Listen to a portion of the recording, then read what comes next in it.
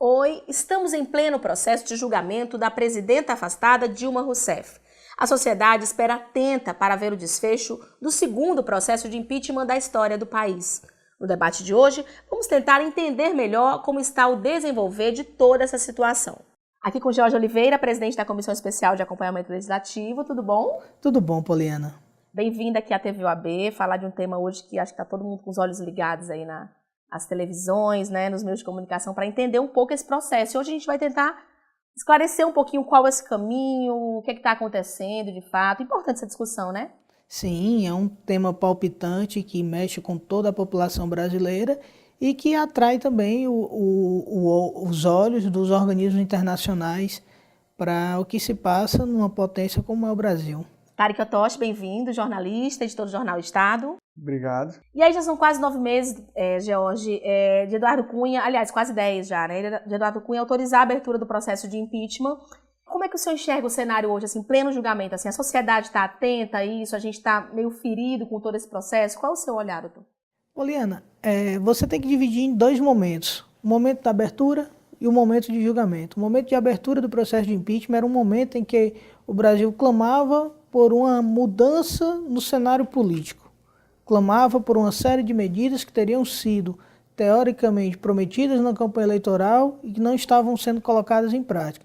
E você tem um momento agora de julgamento onde ocorreu o afastamento da presidente e que muitas coisas começaram a serem reorganizadas. O Brasil começa novamente a tomar fôlego. Então, são dois momentos políticos distintos para o julgamento de um processo que é político e jurídico. A ideia aqui hoje é entender um pouco os trâmites, né? O que está acontecendo, né? Nós tivemos aí o impeachment do Collor, né? E agora esse novo momento, assim, para o brasileiro é uma grande novidade também, para as novas gerações entender tudo isso que está acontecendo de novo, né? E aí, para a gente contextualizar e relembrar, assim, o que está sendo feito, qual a acusação de fato que está sendo feita à presidente afastada Dilma Rousseff? Bom, Poliana, o crime de responsabilidade ele vem capitulado no artigo 85 da Constituição Federal e também na Lei 1079 de 1950. A presidente afastada Dilma Rousseff, ela está sendo acusada por ter contraído empréstimos e ter feito uma suplementação orçamentária sem autorização do Congresso Nacional. Essas duas capitulações estão previstas, Tariq, na Lei 1079, combinado com o artigo 85 da Constituição Federal. Esse é o principal cerne de acusação do processo de afastamento, impeachment, como queiram falar, da presidente Dilma Rousseff. Isso é crime? Isso é crime de responsabilidade. Foi boa a sua intervenção no sentido de que crime de responsabilidade é diferente dos crimes previstos no Código Penal, porque a sanção do crime de responsabilidade é o afastamento da função pública e a inabilitação para o exercício de funções públicas por 8 anos. Mas explica pra gente que é leigo, qual foi especificamente o crime de responsabilidade que ela cometeu? O que é que ocorria, Tariq? O governo, o Tesouro Nacional encaminha para os bancos públicos uma determinada quantia para pagamentos de Plano Safra, Bolsa Família e demais programas do governo. Ocorre que, em algumas situações, o que era repassado pelo Tesouro Nacional não era suficiente para suprir a demanda. E acabava tendo um passivo que o banco não deixava de pagar para não prejudicar a população, mas que depois encaminhava para o Tesouro Nacional para ser ressarcido. Quando isso ocorre, quando esse ressarcimento ocorre em um período muito breve, 3, 4, 5 dias úteis, isso fica dentro da manobra procedimental dos bancos com a União de forma legal. É diferente você passar 4, 5 meses arcando com aquele déficit, mantendo um programa de governo que não tinha dotação orçamentária para se sustentar. E essa manobra financeira está prevista na lei de responsabilidade fiscal? O presidente da República ela não pode contrair empréstimos e, ainda que contraia, ela não pode contrair um outro empréstimo sem ter pago o anterior. Então, quando você contrai um empréstimo em um mês, não paga. No segundo mês, você contrai um empréstimo novamente, não paga. E isso se vira uma bola de neve, isso vai para o artigo 10 da Lei 1079 de 50. Outra coisa eu tenho um teto, a União tem um teto para gastar 100 bilhões por ano.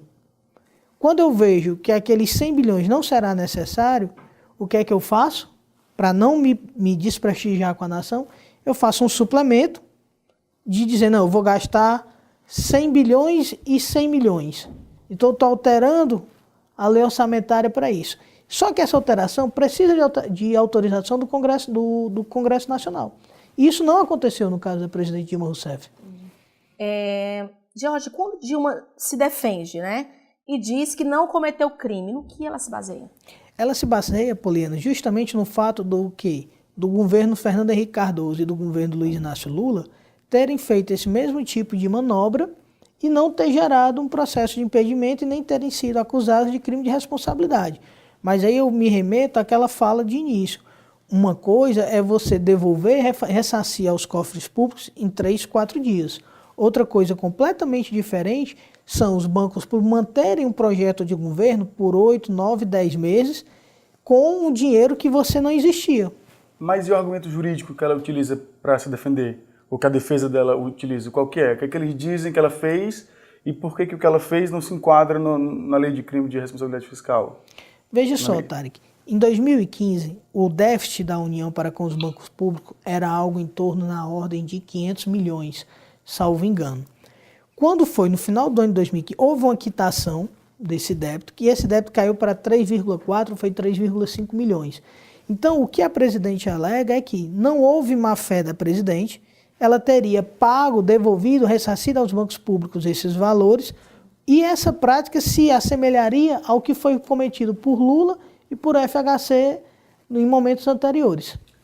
Jorge, quais os números necessários para a presidente afastada ser absolvida ou condenada? Esse termo pode ser usado, absolvida ou condenada? Ou não? Sim. Sim? E se for absolvida, qual o caminho? E se for condenada, qual o caminho? O que vai acontecer? Vamos lá. A presidente precisa de 2/3, o Senado Federal, para afastar definitivamente a presidente da República, ele tem que ter 2/3 de seus membros favoráveis. Isso significa que 54 senadores devem votar pelo afastamento definitivo da presidente Dilma Rousseff. Em sendo votado favorável pelo afastamento, o que é que ocorre? Ela é afastada da presidência da República, o vice Michel Temer assume o governo de forma integral e ela fica inabilitada para o exercício das funções por 8 anos. E no caso dela ser absolvida? No caso dela ser absolvida, ela retorna ao exercício do seu mandato, agindo normalmente, e o processo de impeachment finda-se. A renúncia ainda é uma via para ela, como foi para o Collor? Ela ainda pode renunciar e não se tornar inelegível? Eu não creio que ela vá renunciar. Ela já disse que não, né? Mas... É uma posição da presidente Dilma e ela não tem intenção de renunciar nesse sentido. E segundo, porque a renúncia nessa situação não irá afastar a inabilitação dela. Não? Não. O STF preside o julgamento, mas quem julga, na verdade, no fim, o veredito é dado por quem? Pelos senadores ou pelo Supremo? Boa pergunta, Tarek. Veja só, Poliana, apesar de ser um julgamento político-jurídico, a condução da presidência do Senado Federal ela é feita pelo presidente do STF, mas o julgamento é feito pelo Senado Federal. Tanto é que a decisão tomada pelo Senado Federal não poderá ser revertida no âmbito do Supremo Tribunal Federal. Ok. Só para a gente entender os próximos caminhar, 2018, eleições novamente para presidente, continua da mesma forma, com a mesma data, ou o resultado desse julgamento altera isso? Não, o resultado desse julgamento, Poliana, não altera em coisa alguma as eleições de 2018. Até porque o vice-presidente ele tem duas funções, substituir e suceder. No momento, Temer substitui a presidente que está afastada. Quando o processo de impeachment findar e se for convertido o afastamento definitivo dela, ele sucede. E como estamos antes daquele período de 2 anos, isso também não tem nenhuma influência. E aí, só mais uma perguntinha, Poliana. E aí ele fica sem vice? Aí o vice passa a ser o presidente da Câmara dos Deputados. Caminho danado aí, né? Jorge Oliveira, presidente da Comissão Especial de Acompanhamento Legislativo, obrigada pela presença. Eu que agradeço, Poliana. A comissão estará sempre à disposição da OAB para enfrentar temas tão polêmicos e tão palpitantes na sociedade. Ok. Tarek, conseguimos aí. Pouco tempo, mas a gente acabou passeando aí pelos temas e Acho que ficou claro pro pessoal aí assistir, né? Um pouco mais claro, acho que deu. Obrigada, até a próxima. Até a próxima. Você, obrigada por estar aqui na TV OAB. Vai no YouTube, se inscreve no canal OAB CE na TV e curte a gente. Tchau, tchau.